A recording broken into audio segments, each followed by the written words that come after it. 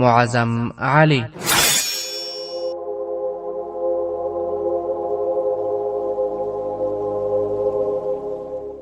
د ایمان، وطن او عدالت لپاره د انګریزي استعمار پر وړاندې د مبارزې اتل.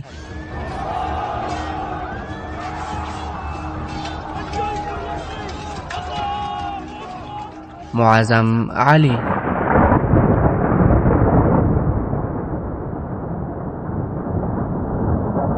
ولسمه برخه.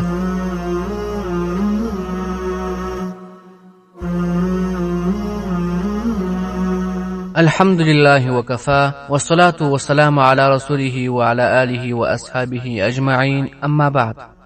قدرمنو اوریدونکو، په تېره برخه کې مو وویل معظم علي آس وړاندې کړ او ترې ویې پوښتل څه خبره ده اکبره؟ هغه ځواب ورکړ هیڅ نه، دا پوښتنه رانه کوي چې زه له کومې شاهي کورنۍ څخه یم. معظم علي وویل په دې کې د دې څه ګناه نسته. نن سبا د ډیلي هر دریم سړی دا دعوه کوي چې دی له شاهي کورنۍ سره تړاو لري. پر بلقیس د اکبر خان خندا او د معظم علي ورلیدل ښونه لګېدل. یوه نوکر ته یې غږ وکړ د آس سنبال کړئ، زه په ګاډۍ کې سپرېږم. چې کله له آس نه هغه پلي سوه او په ګاډۍ کې سپرېدله، نو عطیه په غوسه ورته وویل پر آس د سپرې شوق یې ترسره کړ. بلقیس تر څه وخته بوڅه خوله چوپه ناسته وه. بیا یې وویل خورجانې، هغوی دواړه بیخي ځنګلیان دي. عطیه وخندل، خو مور یې پرې وربچ وهل. ته ډېره بدژبې سوې. لږ ځان وروسته عطیه په غوږ کې ورته وویل شوخې رښتیا ووایه، ته هغه ته څه وویل؟ بلقیس وویل ما څه ورته وویل؟ عطیه وویل ښه ده، زه به دې باچا را وغواړم او ورته ووایم چې معظمه ملکه خفه سوې او په ګاډۍ کې سپره سوه. بلقیس په ګیلمنه لهجه وویل مورې، خورجانه ماته کنځلې کوي. مور یې ورته وویل عطیه پرېږده، بلقیس مه ځوروه. قدرمنو اوریدونکو، حیدرآباد ته چې ورسېدل، معظم علي چې د فخرالدین کوم شان او دبدبه ولیدله، هغه د ده تر اټکل څو چنده زیات و. له دوه پړه د هستوګنځي کور سره د هغه میلمستون دومره پراخ و چې په یوه وخت 100 تنه میلمانه پکښې ځایېدل. له میلمستون سره پراخه دفتر و چې 18 منشیانو پکښې کار کاوه. د پر اسونو او پیلانو سره بیره د وسلو، ورېښمونو سندل او ګرمې مسالې سوداګري کوله. د کوڅې بل لوري ته په یوه پراخه حویلۍ کې د اسونو طبیله او ګدام و. چې کله دغه کاروان حیدرآباد ته ورسېد، نو نږدې ماښام و. د فخرالدین یو نوکر څو ساعته مخکې کور ته رارسېدلی و او د دوی د راتلو خبر یې راوړی و. د ده نوکر د میلمستون په لاندني پوړ کې د بې سرپرسته یتیمانو، کونډو او بېوسه خلکو لپاره د اوسېدو ترتیبات نیولي وه. معظم علي او اکبر خان ته یې په پسني پوړ کې ځای ورکړ او د دوی نوکر د فخرالدین له نوکرانو سره بلې حویلۍ ته ولاړی. د کاروان پاتې کسان خپل کورونو ته رخصت سول. فخرالدین د شپې خپل مېلمنو ته له ډوډۍ ورکولو وروسته معظم علي ته وویل نور تاسې ارام ویده سئ. زه په ډاډه زړه درته وایم چې سهار به تاسو تر ټولو لومړی له ما نه وروسته د میرزا حسین بیګ کوم خپلوان وویني. معظم علي وویل حیدرآباد خو ډېر ستر ښار دی، ته باید دومره زر څرنګه درک معلوم کړی سې؟ فخرالدین ځواب ورکړ ته ډاډه اوسه، زما 1.5 تنه نوکران دي. پر دې سره بیره زه دا اوس د ښار کوټوال او لوړو منصبدارانو ته ورځم. که د میرزا حسین بیګ خپلوان په حیدرآباد کې وي، نو د هغوی د موندلو لپاره یوه شپه بس ده. سره له دې چې ستومانۍ له پښو غورځولې وه، بیا هم معظم علي ته تر ډېره خوب ورنغی. بیا چې سهار له خوبه راویښ سو، نو لمر ښه پر راختلی و. په خونه کې پر دوهم کټ اکبر خان لا تر اوسه په خواږه خوب ویده و. د جامې بدلې کړې، غوښتل یې چې له خونې راووځي، چې فخرالدین ورننوت او ویې ویل د میرزا صاحب خپلوان پیدا سول، سهار دلته راغلل، له هغوی سره یې زامن هم دي. ته په درانه خوب ویده وې، مناسبه مې نه بلله چې راویښ دې کړم. راځه په میلمستون کې هغوی ستا انتظار کوي.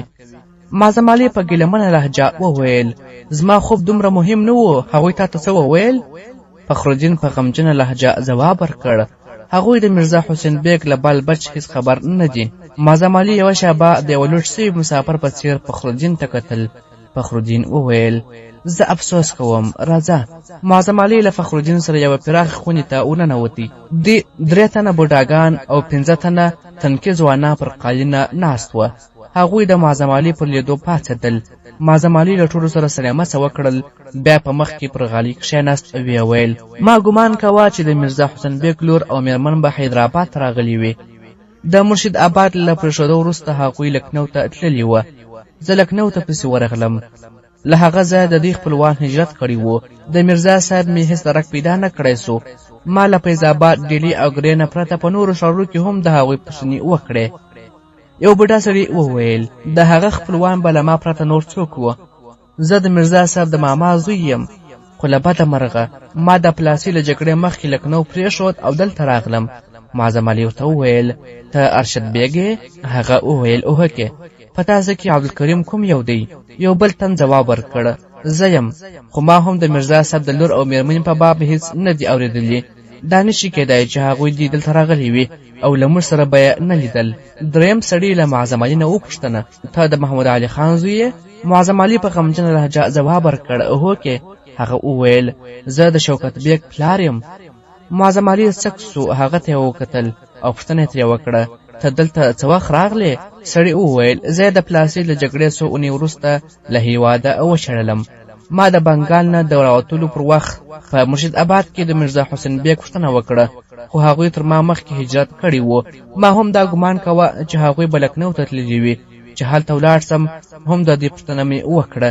معظم علي په ژړغوني غږ وویل ما دا اوس دا چرتونه وهل چې زه به له دې ځایه ډاګي ته وځم او د هغوی لټون به کوم. د میرزا حسین بیګ له خپلوانو سره تر لیدو وروسته د معظم علي وضعه هغه پردیس ته ورته وه چې په مخ کې هېڅ پړاو او لاره نه وي. دته د حیدرآباد له ګڼې ګوڼې ډک کوڅې او بازارونه تش او بې خونده ښکارېدل. فخرالدین هغه چا ته 1500 اشرفي انعام اعلان کړی و چې د میرزا حسین بیګ د میرمنې او لور درک پیدا کړي. په ښار کې جار وهونکو کوڅه پر کوڅه ګرځېدل، خو د فرحت او د هغې د مور هېڅ درک معلوم نه سو. اکبر خان ته د حیدرآباد ښار یو لوی موزیم غوندې و. هغه به سهار وختي پاڅېد او له کوم نوکر سره به د باندې ووت. د حیدرآباد د پوځي روزنې د ځوانو منصبدارانو نیزهبازي، ازغرول او چوګان لوبه ډېره خوښوله. کله کله به دی د فخرالدین طبیلې ته ورغلی او پر کوم ګړندي او شوخ آس به یې پښه واړوله، په چکر به ووت. د معظم علي درد او رنځ ډېر ښه احساساوه او هڅه به یې کوله چې تسلي ورکړي، خو دا توان یې نه درلودی چې له هغه سره بیکاره ناست وي. د به زیاتره ورته ویل ورورجانه زه په پلاني ځای کې د نیزهبازۍ لوبه کوم، نن په پلاني میدان کې پوځي منصبداران چوګان لوبه کوي، نن د فخرالدین طبیلې ته څو نوي آسونه راغلي وه، راسه زه یې در وښیم. معظم علي به کله کله د زړه په زور له ده سره ملګرتیا کوله، خو زیاتره به یې دا ځواب ورکاوه چې اکبره ته ولاړ سه، زما ته بښنه ده. یوه ورځ وریځې پر اسمان راخپرې وې. اکبر خان چېرته د باندې وتلی و او معظم علي په خپله خونه کې ناست و. د ده خونې ته مخامخ د یوې اوږدې برنډې یو سر د هستوګنځۍ له کور سره نښتی و. ناڅاپه ډېر توند باران پیل سو. معظم علي له خونې راووت او په برنډه کې پر کرسۍ کښېناست. لږ ځنډ وروسته ښې لوري ته د برنډې په کونج کې یوه دروازه پرانیستل سوه او بلقیس شرمېدلې وړاندې راغله. معظم علي ورته وکتل، په مینه یې ورته وویل راځه بلقیس، ته مې له پرون راهیسې نه یې لیدلې، ته چېرته ورکه وې؟ بلقیس ځواب ورکړ پرون مې د خورجانې تبه وه، زه له هغې سره وم. معظم علي وویل اوس هغه څنګه ده؟ بلقیس وویل اوس رکه روغه ده. مرجانې مې پوښتنه کوله چې ته څنګه یې؟ معظم علي وویل زه بالکل روغ رمټ یم. بلقیس وویل ماما جان مې وویل چې ته به ډېر زر له دې ځایه ولاړ سې. معظم علي وویل اوهکې، زما خو همداسې نیت دی چې راتلونکې اونۍ ته ولاړ سم. بلقیس خوله بوڅه کړه، ویې ویل نه ته مه ځه، که ته همدلته پاته سې نو خپلوان به دې خامخا پیدا سي. زه هر ورځ دا دعا کوم چې خدای دې خپلوان درته پیدا کړي. مرجانه او خور مې هم دعا درته کوي. زه دا دعا هم کوم چې ته همدلته پاته سې. معظم علي په مسکا وویل بلقیس ته ډېره ښه انجلۍ یې، خو ما ته دا دعا مه کوه چې په حیدرآباد کې پاته سم. بلقیس وویل ولې حیدرآباد یې نه خوښېږي؟ معظم علي وویل حیدرآباد ډېر ښه ښار دی، خو زه دلته یو پردیس یم. بلقیس مایوسه سوه، ویې ویل ستا به خپل کور یادیږي. معظم علي ځواب ورکړ زما هیڅ کور نسته. بلقیس وویل نو بیا دلته ولې نه پاته کېږې؟ معظم علي وویل زه غواړم چې لکنهو ته ولاړ شم. بلقیس وویل په لکنهو کې به دې خپلوان وي؟ معظم علي وویل نه. بلقیس په دې وخت کې انګړ ته اشاره وکړه، ویې ویل ماما مې راغلی. معظم علي د انګړ لوري ته وکتل. فخرالدین یوه چترۍ په لاس کې د زینو په لور روان و. معظم علي جګ سو، له خونې نه بله کرسي راوړه. فخرالدین چې پاس ورغلی نو بلقیس ولاړه. فخرالدین پر کرسي کښېناست، ویې ویل اکبر خان چېرته دی؟ معظم علي وویل هغه له باران نه لږ مخکې د باندې ووت، ما ګمان کوه چې دی به ستا په طبیله کې اسونه ګوري. فخرالدین وویل د هغه اسونه ډېر خوښیږي، زه غواړم د عربي نسل یوه غوره جوړه ورکړم، ډېر ښه ځوان دی، که ته یې له ما سره پرېږدې نو په څو کلو کې به یو بریالی سوداګر ترې جوړ کړم، د اسونو له سوداګرۍ سره یې مینه هم ده. معظم علي وویل دغه مینه له پلاره ورته پاتې ده. فخرالدین له لږ ځنډه وروسته ورته وویل زه غواړم له تا سره په یوه مهمه خبره وغږېږم. معظم علي وویل مهرباني وکړه. فخرالدین تر لږ ځنډه سر کښته واچوه او له چرت وروسته یې وویل زه افسوس کوم چې په حیدرآباد کې مې څه مرسته در سره ونه کړی سوای. له څېرې نه دې ښکاري چې په کوم غم کې ویلې کېږې. ته له هغو ځوانانو څخه یې چې خدای جل جلاله د غرونو د ټټر څرولو همت وربخښلی دی. له ژونده دې دا مایوسي ډېره د خفګان وړ ده. ما دا اوس د پوځ له سالار سره ولیدل او ترې راغلم، له هغه سره مې ستا په اړه خبره وکړه، ستا کیسه مې ورته واوروله. نو راته یې وویل چې که د دې ځوان خوښه وي چې د حیدرآباد په پوځ کې شامل سي نو دا به زموږ نیکمرغي وي. هغه دې ته چمتو دی چې تا ته ښه منصب درکړي. زما باور دی چې ستا راتلونکی به دلته ډېر روښانه وي او ته به په خپل خفه او اندېښمن ژوند کې په زړه پورې بوختیاوي ومومې. معظم علي ځواب ورکړ له ژوند سره مې مینه تر اوسه نه ده ختمه سوې، خو ما پرېکړه کړې ده چې بیا به په پوځ کې نه شاملېږم. ما ته د خپلو هغو خپلوانو او دوستانو د بې هدفه قربانیو یادونه بس دي چې وینې یې د بنګال ځمکې وژبېښلې. فخرالدین بیا تر لږ ځنډ چرتونه وروسته وویل دغه خبره ما ته ډېره د حیرانۍ وړ ده او ښایي تا ته هم وي، خو موږ چې له کوم پړاوه تېرېږو هغه ډېر ګړندی زموږ د پخوانیو رواجونو دیوالونه ماتوي. زما او تر ما هم زیات زما د خور دا هیله ده چې ته د هغې د مشر لور سره واده وکړې. دا د دې لپاره نه چې تا زموږ ژوند وژغوره، بلکې د دې لپاره چې زه د خپلې یتیمې خورزې لپاره ستا په څېر نیک او د اعتماد وړ سړی د ژوند د ملګري په توګه د خدای یو انعام ګڼم. د خپلې خورزې په باب زه تر دې زیات څه نشم ویلی چې دا د یوه نیک پلار او شریفې مور لور ده او د دې وړ ده چې زه د دې لپاره د کوم ریاست د خاوند دروازه وشرنګوم. خو زما باور دی چې که دې ته د خپلې راتلونکي په اړه د پرېکړې واک ورکړی سي نو دا به ستا په څېر د سلیم فطرت انسان سره په یوه جونګړه کې شریک ژوند غوره وبولي. معظم علي تر ډېره پورې سر کښته اچولی و او په چرتونو کې ډوب و. بیا یې فخرالدین ته وکتل او په اوښلنو سترګې یې ورته وویل زه داسې ګڼم چې د نړۍ ټول غرونه دې زما پر اوږو کښېښودل. زه ستا مننه کوم. ما ته دې دا حقیقت روښانه کړ چې دغه نړۍ نن هم له پرشتو نه تشه نه ده، خو زه په دې مسئله کې بېوسه یم او داسې ګڼم چې په دې اړه که زه هر څومره په دیانت ځواب درکړم بیا به هم دا د انسانیت د مسخه کولو په معنا وي. زه تا ته یوه کیسه کوم. دا د څو کاله وړاندې خبره ده. زما یو دوست چې د ورور په څېر راباندې ګران و په جګړه کې ټپي سو او زما په غېږه کې ساه ورکړله. په دې نړۍ کې هغه ته خپله یوه خور ډېره ګرانه وه. د هغه وروستۍ هیله دا وه چې زه یې له خور سره واده وکړم. زه په زغرده وایم چې هغه انجلۍ ما پېژندله او له هغه مهاله مې پېژندله چې دې له نانځکو سره لوبې کولې او ما باور درلود چې د دې د ورور وروستۍ هیله به ترسره سي. خو څه موده وروسته زه بندي سوم او چې د مراټیانو له بنده راخوشي سوم او کور ته راستون سوم نو خبر سوم چې هغه بل چاته په نامه سوې ده. تر دې وروسته نړۍ ما ته تیاره سوه. بیا یوه داسې ورځ راغله چې ما او هغه ځوان چې له دې انجلۍ سره کوزده سوې وه له مراټیانو سره په یو محاذ کې جګړه کوله. هغه په هیڅ شي کې تر ما کم نه و او موږ دواړه خواږه انډوالان وو. ما د هغې انجلۍ لپاره د هغې د راتلونکي مېړه په اړه په خپل زړه کې د یو ورور مینه احساسوله. دغه ځوان په یوه نښته کې ووژل سو او وروسته بیا زموږ مور او پلار زما او دې انجلۍ د ګډه راتلونکي په باب پرېکړه کوله. چې په بنګال کې انقلاب راغی.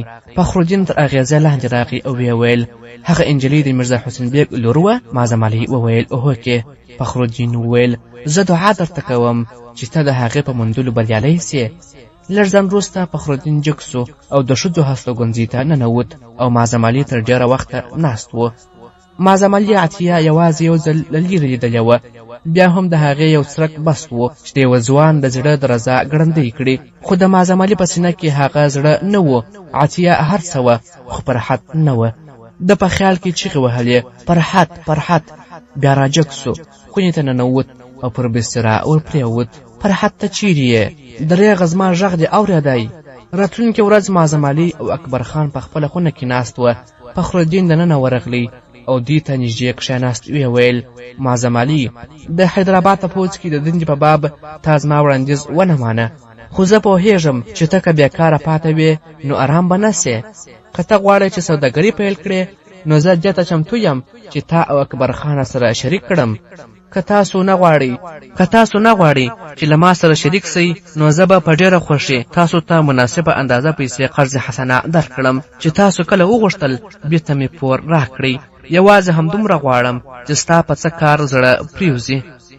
معظم علي ځواب ورکړ زه هم له څو ورځو راهیسې د سوداګرۍ په باب فکر کوم، کېدای سي له همدې ځایه پیل کړم. لکنو ته چې ځم نو له ځانه سره څو اسونه هم بوځم، د پیسو لپاره زه تا ته زحمت نه درکوم. فخرالدین وویل د سوداګرۍ لپاره خو پیسو ته اړتیا ده؟ معظم علي وویل پیسې زما سره ښې ډېرې دي. بیا یې له ملا نه د غمیو کڅوړه راپرانیستله او له هغو څخه یو غمی راوکښی. فخرالدین ته په لاس کې ورکړ. ویې ویل ستا په خیال به د دې بیه څومره وي؟ فخرالدین د یوې ډېوې په رڼا کې غمی په یوه او بل اړخ واړوه، ښه یې وکت. بیا یې وویل که ستا سره دغسې 8-10 دانې نور غمي هم وي نو دا ویلی سم چې ته د لکنو تر ټولو شتمن سړی یې. معظم علي وویل په دې کڅوړه کې 10 دانې غمي نور هم سته. یو غمی چې تر دې لږ وړوکی و په لکنو کې ما په 1200 اشرفیو وپلوره، اوس تا ته دا زحمت درکوم چې دغه غمي وپلورې. فخرالدین وویل په لکنو کې ته پر کوم کټ برابر سوی یې؟ زما باور دی چې دغه غمي 5 چنده زیات په ګران بیه پلورلی سم. معظم علي کڅوړه د ده په لاس کې ورکړه. ویې ویل ته دا هم وګوره. فخرالدین کڅوړه په خپل ورغوي کې تشه کړه، ویې کتل. بیا یې وویل دا ډېر ګران بیه دی، خو تا له کومه کړل؟ معظم علي ځواب ورکړ دا مې پلارجان ته د سراج الدوله لخوا وروستی انعام و. فخرالدین وویل زه اوس باید پر مېلمستون پهره ودروم، تا خو به کوم بل چاته د دې یادونه نه وي کړې؟ معظم علي وویل نه. فخرالدین وویل ته باید ډېر پام وکړې. قدرمنو اورېدونکو، یو سهار صابر شېر علي ته سباناري تیاراوه چې د باندې چا له دروازې شرنګولو نه وروسته غږ وکړ صابره دروازه خلاصه کړه. صابر په منډه ورغلی، دروازه یې پرانیستله. ویې لیدل چې دلاور خان آس تر جلب نیولی و. صابر په ورختۍ ترې وپوښتل معظم علي خان چېرته دی؟ دلاور خان په انګړ کې پښه کښېښودله. ویې ویل هغه به تر ماښامه پورې راورسېږي. د کور له یوې خونې نه د شېر علي غږ راغی صابره څوک دی؟ صابر وویل صاحب دلاور خان دی. شېر علي په بیړه د باندې راووت. صابر غوښتل له دلاور خان نه ډېرې پوښتنې وکړي، خو هغه د آس جله په لاس کې ورکړه او په بیړه ترې تېر سو او شېر علي ته وویل خان صاحب را روان دی، هغه زه د ډېر احوال لپاره راواستولم چې تر ماښامه به راورسېږي او له ځانه سره 8 اسونه راولي، ځکه خو په ښار کې داسې کوم کور سمدستي په کرایه ونیسئ چې پر اسونو سره بیره د 15 تنو د اوسېدو چاره پکښې وسي، چې کله ښاره د باندې کومه داسې پراخه حویلي پیدا سي چې دننه د هستوګنځي خونې هم ولري نو ډېره به ښه وي. که د کرایه پر ځای په بیه کوم مناسب ځای پیدا سي نو په بیه یې واخلئ، دی چې راورسېږي نو بیه به یې ورکړي. هغه ویل چې د اسونو د سوداګرۍ لپاره موږ په لکنو کې یو پراخه کور ته تل اړتیا لرو. شېر علي له دلاور خان نه تر څو پوښتنو وروسته بې له دې چې سباناري ته انتظار وکړي د باندې ولاړ. تر قضا ماپښین وروسته شېر علي له دلاور خان سره د ښار په لویدیځه دروازه کې د معظم علي د راتلو انتظار کوه. د مازدیګر د لمانځه نه لږ وروسته پر سړک د یوه کاروان نښې راښکاره سوې. دلاور خان وویل صاحب هغه دې راغلل؟ لږ ځن وروسته دغه کاروان لږ وړاندې له سړک نه فصل ته لاره کږه کړه او هلته ودرېدل. شېر علي او دلاور خان په ګړندیو ګامونو ورغلل. معظم علي چې شېر علي ولید له آس نه پلی سو. اکبر خان هم د ده په څېر پلی سو. شېر علي وړاندې ورغلی او په نوبت یې له دواړو سره تاوده سړیمسه وکړل. ویې ویل دې ته څه اړتیا نشته چې تاسو دلته تم سئ. ما د هر څه بندوبست کړی دی. د ښار بل لوري ته مې په څنډه کې په یوه کلي کې یوه پراخه حویلي پیدا کړې ده. د حویلي خاوند ډېر شریف سړی دی. هغه ما ته ویلي دي چې 15-20 ورځې مو نوکران او آسونه دلته ساتلی سي. د هغو هیڅ کرایه نه درنه اخلم. تر هغه وروسته که تاسو مناسبه بیه راکوله نو حویلي به در باندې وپلورم. په انګړ کې دننه یو 2 پوړه نوی کور هم سته. یوه لور ته 2 زړې خونې هم سته چې د نوکرانو لپاره پکارېدای سي. آسونه به اوس موږ په سرخلاص انګړ کې وتړو. که د حویلي له خاوند سره مو سودا وسوه نو د آسونو د طبیلې د جوړولو لپاره ډېر ځای سته. معظم علي پوښتنه وکړه تا د بیې په اړه له هغه نه پوښتنه کړې ده؟ شېر علي وویل هوکې. ما ترې وپوښتل خو هغه غوښتل چې نیغ له تا سره خبرې وکړي. دوی له مالیدو لږ مخکې د ښار بل لوري ته یوه کلي ته ننوتل. د حویلي خاوند په دروازه کې ولاړ و. شېر علي هغه معظم علي ته وپېژند. معظم علي ورته وویل زه ستا مننه کوم. که تا دومره سخاوت نه وای کړی نو موږ به له ډېرې پریشانۍ سره مخامخ سوي وای. د حویلي مالک وویل زه پر دې خوشحاله یم چې دغه حویلي چاته په کار ورغله. دا یو سرای و. دلته به پخوا ډېر بیروبار و خو اوس په ښار کې څو نوي پستایونه جوړ شوي دي او مسافر دلته نه غواړي چې پاته سي. وړم کال چې دغه سرای ما وپلوره نو ډېر په وړاندې ویجاړ حالت کې و. ما لاس پرې ووهه. دننه یوازې یو د کارېدو کور پکښې و چې پر هغو ما بل کور جوړ کړ. تر 3 میاشتو پورې مې هڅه وکړه چې سرای وچلوم خو ګټه یې ونه کړه. کله کله به له بهر نه کوم سرکاوان راغلی نو خلک به له مجبوري دلته کومه نیمه ورځ ایثار سول خو بیا به ښار ته ولاړل. ځکه مې د سرای کاروبار پرېښود. ستا د کاروبار لپاره به دغه ځای ډېر مناسب وي. که یې غواړې ویې پلورئ نو زه یې د ګټې پرته در باندې پلورم. دې ته اړتیا نشته چې سمدستي پرېکړه وکړې. ته یې دننه او د باندې ښه وګوره. معظم علي د سرای مالک ته وویل راځه همدا اوس به یې ووینو. او بیا له هغه سره کور ته ننوت. په انګړ کې یې څلورو لوریو ته نظر وځغلاوه. بیا یې وویل دغه ځای موږ ته په کار راتلی سي. ته یې بیه ووایه. د سرای مالک وویل نه ته یې ښه وګوره. راځه زه هغه کور تا ته در وښیم. د کور د مالک په ټینګار معظم علي له هغه سره روان سو او په لندني پوړ کې یې 15 خونې ور وښودلې او بیا یې بالاخانې ته بوتلی. هلته د 3 پراخو خونو په مخه کې یو برنډه وه او د برنډې مخې ته پراخ بام و چې د یوې وړوکي انګړ کار ترې اخیستل کېدای سوای. معظم علي له بالاخانې نه د حویلي انګړ ته وکتل. بیا د حویلي خاوند ته وویل ته نور د معاملې خبره کوه. د کور خاوند وویل ښاغلیه هغه لور ته یو څو خونې دي. ته خو هغه هم یو ځل تر نظر تېرې کړه. معظم علي وویل د هغو لیدو ته هېڅ اړتیا نشته. زه پوهېږم چې د دې حویلي زیاتره برخه له سره آبادوم. ته یې په زغرده بیه ووایه. د سرای خاوند ځواب ورکړ ښاغلیه زه یې سندونه در ښودلی سم. ما په 7000 دا حویلي رانیولې ده او نږدې 2500 روپۍ مې نورې پرې لګولې دي. دغه معاملات د څو تونو په مخ کې سوې ده. تر سهاره به هغوی هم ستا په مخ کې ودروم. معظم علي وویل نه دې ته اړتیا نشته. زه به 10,000 روپۍ درکړم. د سرای خاوند وویل زه به دا 500 د ګټې پر ځای د شتمن سړي لخوا انعام وبولم. 10,000 مې قبول دي خو زه یوه غوښتنه درنه کوم. کوم مهال چې ما دا حویلي وپلورله نو دلته 2 بېوزلې ښځې اوسېدلې. د سرای پخوانی مالک له ما نه دا غوښتنه وکړه چې هغوی همدلته پرېږدم. هغوی بې سرپرسته دي او د کلي خلکو ته جامې ګنډي او خپله ګزاره پرې کوي. کله کله زما مېرمن هم څه مرسته ورسره کوي. کوم وخت چې دلته مسافر راتلل نو هغوی به ډېر په زحمت سوې. کری ورځ به یې د خپلې خونې دروازه تړلې وه او دوی به دننه بندیانې وې. ما د دوی د پردې لپاره د کونج د یوې خونې مخې ته دیوال پورته کړ. هغوی ډېر نیکې ښځې دي او ستا په څېر له خدایه ویرېدونکو خلکو د مرستې حقدار دي. ځکه خو زه له تا نه دا هیله کوم چې هغوی دلته پرېږدې. معظم علي د سرو او سپینو زرو څو سکې راوایستلې او د حویلي د خاوند په لاس کې یې ورکښېښودلې. ویې ویل دا زما لخوا ورکړه او سهار ته راسه خپلې پیسې دې واخله. تر دې وروسته معظم علي شېر علي ته وویل نور د اسونو پالنه او د نوکرانو د اوسېدو او خوړو چارې ستا پر غاړه دي. زه له اکبر خان سره د ښار کور ته ځم. موږ ډېر ستومانه یو، سبا ته به دلته راسو. قدرمنو اوریدونکو، سبا ته معظم علي د ښار له حویلۍ نه خپل سامان دې حویلۍ ته راولېږه. د پسنې پوړ یوه خونه د ځان د هستوګنځۍ لپاره غوره کړه. شېر علي په لندني پوړ کې ځان ته دفتر سنبال کړ. له ښار نه د اسونو د پلورلو مینوال ډله ډله دلته راتلل او حویلۍ د یو منډیي بڼه خپله کړې وه. د شاوخوا ډېر خلک یوازې د اسونو د سیر لپاره دلته راتلل. صابر بکرۍ ورځ د لوښو په مینځلو او ډوډۍ برابرولو بوخت و چې کله به وزګار سو پر حویلۍ به یو چکر راوګرځېد. د هغه سپین آس ډېر خوښ و چې اکبر خان ته فخرالدین وربخښلی و. د دې خوښۍ سبب دا و چې اکبر خان او معظم علي یې لیدلي وه چې د دې آس ستاینه یې کوله. د به کوم کلیوالو سره په مخه کړ او دغه آس ته به یې بوتلی.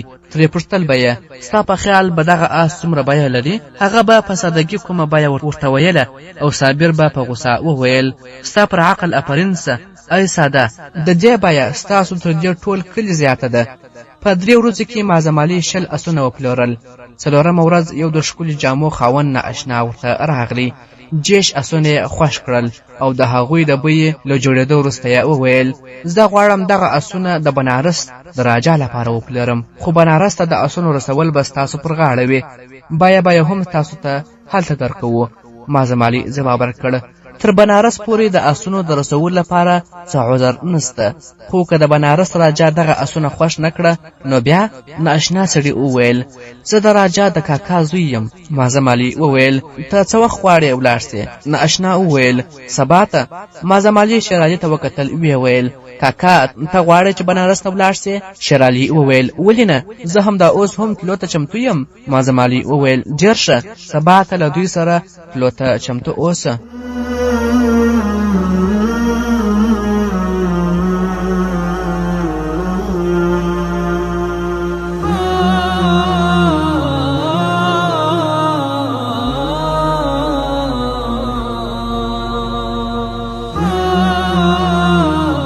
قدرمنو اوریدونکو، 2 ورځې وروسته په لکنو کې دا اوازه خپره وه چې د ویتاجي پوځونه د نجیب الدوله د ماتولو لپاره د سهارنپور په لور پر مخ درومي.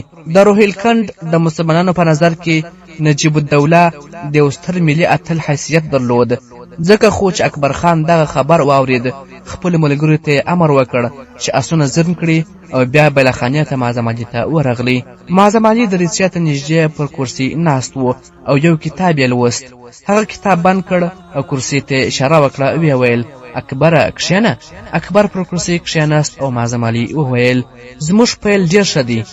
ما دا تمه نه درلوده چې دغه اسونه به دومره زر وپلورل سي. زه شیخ فخرالدین ته احوال ورکوم چې 200 اسونه نور هم موږ ته وپلوري. چې د هغه ځواب راغلی نو زه باید تر هغه ځایه ولاړ سم، نور زه د ژوندي پاتې کېدو لپاره یوې بوختیا ته اړتیا لرم. اکبر خان له لږ ځنډ وروسته وویل ورور جانه، د مراچانو پوځ پر نجیب الدوله پسې د سهارنپور پر لور پرمختګ کوي. ما هم دا اوس دا خبر اورېدلی دی. که ستا اجازه وي نو زه غواړم چې سمدستي خپل کور ته ستون سم. معظم علي وویل په داسې وضع کې دې ته اړتیا نه وه چې ته له ما نه پوښتنه وکړې. ته څه وخت روانېږې؟ اکبر خان ځواب ورکړ زما ملګري پر اسونو ځینونه ایږدي. معظم علي وویل ډېر ښه، ته لاندې کوز شه، زه درپسې یم. اکبر خان له کرسۍ نه پاڅېد، ویې ویل ورور جانه ته به خفه نه یې؟ زه ژمنه کوم چې که وضع ښه سوه نو زه به ډېر ژر بېرته راستون سم. معظم علي ځواب ورکړ د مراچانو د پرمختګ د خبر له اورېدو وروسته که ته کور ته سمدستي د تلو لپاره تیار نه وای نو زه به خامخا خفه سوی وای. تر ما به پر دې خبره څوک ښه پوهېږي چې د روهیلکند د یوې عزتمنې قبیلې د مشر په توګه ستا دندې څه شي دي. دې ویلو ته اړتیا نسته چې که زه کوم مهال پوه سم چې څه درجې دوا کولی سم نو بې له دې چې ومې غواړې زه به درسم. اکبر خان له خونې ووتی. لږ ځان وروسته معظم علي له بلاخانې نه راکښته سو او د حویلۍ انګړ ته راووت. اکبر خان او د هغه ملګرو پر آسونو ځانونه ایښي وه. د معظم علي په یو لاس کې د پیسو یوه کڅوړه وه، هغه بل لاس د اکبر خان پر اوږه کښېښود او ویې ویل دا واخله اکبره. اکبر خان پوښتنه وکړه په دې کې څه دي؟ معظم علي وویل په دې کې ستا برخه ده، یو څه پیسې دي چې بیا مو سره ولیدل نو بیا به سره کښېنو او حساب وکړو. په دې کې 80 اشرفۍ ستا د کوسانو لپاره دي. اکبر خان وویل ورور جانه ته ما مه شرمنده کوه، د نوکرانو په باب زه تا نه ایساروم، خو د ځان لپاره یوه ټینګه هم نه منم. معظم علي وویل کوم کسان چې خپل حق نه ترلاسه کوي هغه د غاصبانو ملاتړ کوي. اکبر خان وویل خو زما پر دې سوداګرۍ کې هیڅ برخه نه وه. معظم علي وویل پر دې فکر کول زما کار دی. بیا د پیسو کڅوړه د اکبر خان په خورجین کې ور کښېښودله.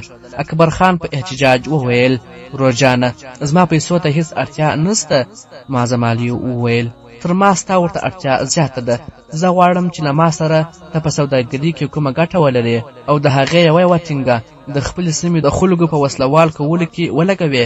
په دې هېواد کې یوازې روهیلکند داسې یوه سیمه ده چې خلک یې د بدچارو غریزې او بېوسه واکمنو له واکمنۍ نه خپلواک دي. اکبر خان بیا جواب سو ویې ویل زه ستا له امر نه د سړغونې جرأت نسم کولی، خو پوهېږم چې په دې پیسو کې زما هیڅ حق نسته. معظم علي په مسکا وویل باید ډاډه وې چې زه غلط امر نه درته کوم.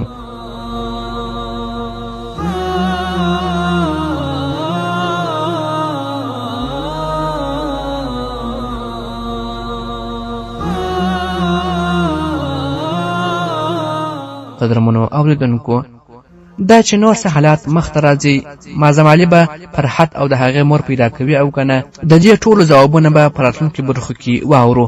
تر هغه وخته مو پر پاک سپېڅلي لایزال رب سپارم. شاد آباد او ودان اوسئ. السلام علیکم ورحمة الله وبرکاته.